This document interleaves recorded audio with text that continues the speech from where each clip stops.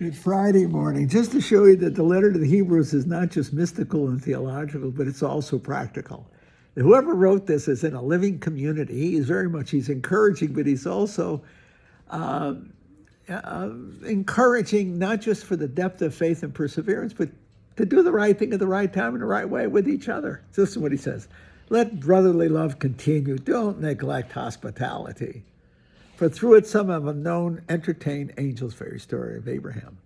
Be mindful, remember this is the letter to the Hebrews, be mindful of prisoners as if sharing their imprisonment, and of the ill-treated as of yourselves, for you also are in the body.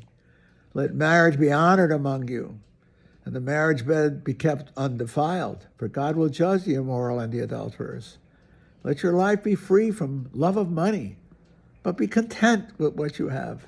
My father's line, don't let your eyes get bigger than your stomach. For he has said, I will never forsake you or abandon you. Thus we may say with confidence, the Lord is my helper, and I'll be not afraid. What can anyone do to me? Remember your leaders who spoke the word of God to you. Consider the outcome of their way of life and imitate their faith. Jesus Christ is the same yesterday, today, and forever. He's encouraging them in a practical way. You know, your marriages are central to you. Be faithful to your marriage, actively faithful. He puts it in crude terms. Keep your bed clean, meaning don't fool around. That's what he's saying, okay? So he's dealing with real human beings who are very sinful and very holy, all simultaneously, okay? And he said, don't be greedy. Don't let your eyes get bigger than your stomach, you know? Be content with what you have in life. Don't ask more of life than it can give. Don't chase after illusions. Don't be a fool, okay? For he said, I will never forsake you or abandon you. You already possess life, and you possess Christ. And you possess the good that's in your life. Treasure it.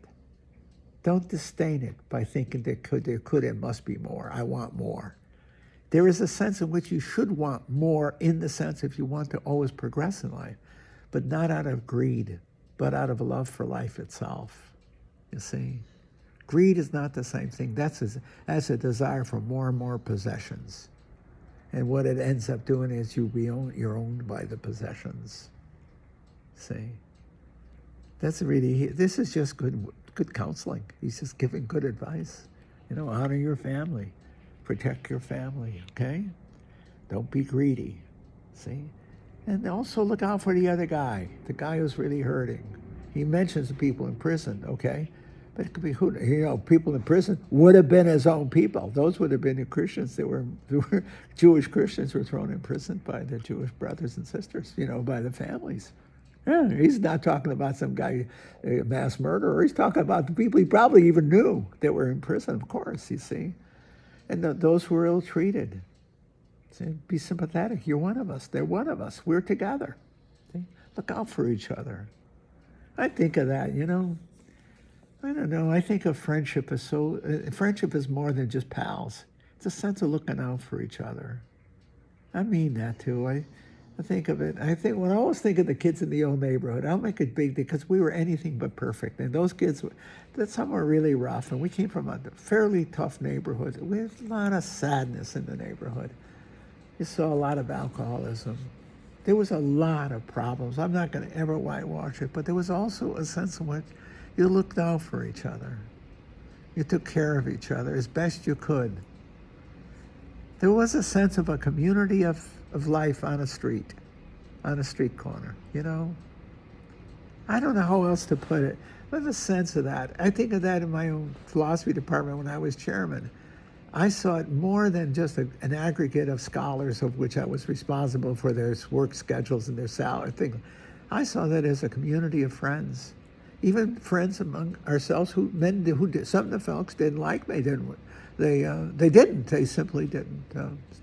I don't know how else to put it, personally, okay? No big deal. I still looked out for them. Why? It's the kids of the old neighborhood. You still took care of each other. Whether somebody wants you to do it or not. So still, if you're in a position to make a difference, you make the difference. And also, you protect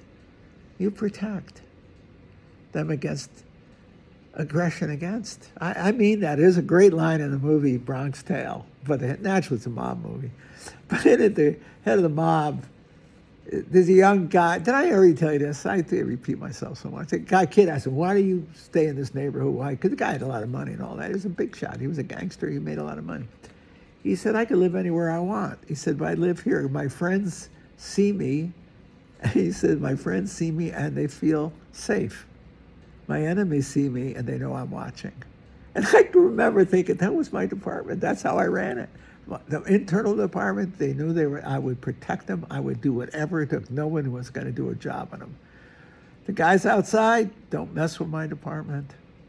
I mean, I don't want to be vulgar, but I remember really supporting a department chair so he could develop his department. And I said, I'll do whatever I can to help you. And I meant it. And I did. I went to bat for him, encouraged the development department. But I said to him, you ever stick your hand in my pocket, I'll break your hand off. And I meant, don't go messing with my department. There was one chair that actually did. He betrayed my friendship. He didn't stay around very long. Where he needed support, he never got it, not only from me, but from everybody. He didn't know how to be a friend. He didn't know how to be a friend. See? A friend looks out for a friend. You don't have to like each other, but to be a friend is to care for the good of the other in a communion of friendship. I believe in friendship. I saw it in the order. I've lived it in the order. I still do. There's a bond. There's a family bond you have within your own home and your cousins, your relationships. That's the truth in my world. That's absolutely true. If you're my friend, I will stick with you. Okay? I will be with you. Yeah. And I also have a saying, don't ever turn a friend into an enemy. Don't ever do it. And I've seen guys do it, especially, I was telling people just the other day, in the academic world, I've seen it in any kind of world, but I see it up close in the academic world where one takes advantage of someone else.